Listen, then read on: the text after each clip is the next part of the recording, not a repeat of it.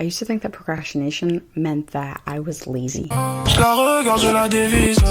But turns out that's not actually what's happening here. And once I understood the real psychology behind it, I stopped fighting myself over it, and it just got easier. Not perfect, easier. So if you're in your 20s and constantly delaying what actually matters to you, the job applications, the workout, the hard conversations, this one's for you. Procrastination isn't a laziness problem. And here's a psychology piece that actually changed that for me. Procrastination isn't about time management, it's about emotion management. God, please, no! No! You're not avoiding the task, you're avoiding the feeling that that task brings up. It could be anxiety, boredom, fear, sadness, self-doubt, fear of doing it wrong. And your brain treats that discomfort like a threat. And delaying that task is just your brain's fastest way to get rid of that discomfort, even though it makes things worse or makes whatever you're doing take longer. That's why we need to reframe this. Because if you treat procrastination like a discipline problem, you just pile on guilt, you pile on emotions, you pile on fear, disappointment, self-doubt, which adds so much negativity to the task. And that's what makes you avoid it even more. And it's a loop that just keeps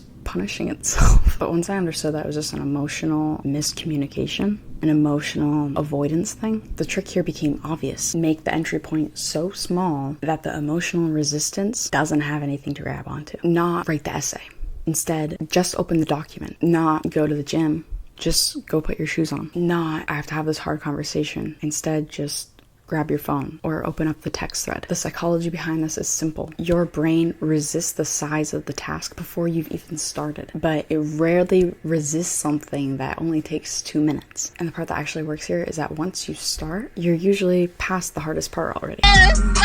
Because the resistance was never actually about the task, it was about starting it. This isn't a hack to make procrastination disappear overnight or forever. It's a way to stop needing to feel ready before you even begin, because feeling ready was never actually the requirement. Your 20s and even your teenage years when you're in high school are uniquely bad conditions for procrastination because everything feels like high stakes right now. You have your first real job, you have your first real relationship, you have your first real apartment or housing. So this uncertainty, this high stakes with low certainty is exactly the emotional cocktail that makes your brain avoid instead of actually acting. So if you feel like you've been procrastinating more than ever in your 20s, that's not a personal failure. It's a predictable response to genuinely high emotions, to genuinely high stakes, which is genuinely kind of freeing because if you think about it, the fix doesn't mean that you need to try harder. It's that you need to lower the emotional cost of starting. Bring things down to baby steps. So the actual trick here isn't motivation. It's not discipline either.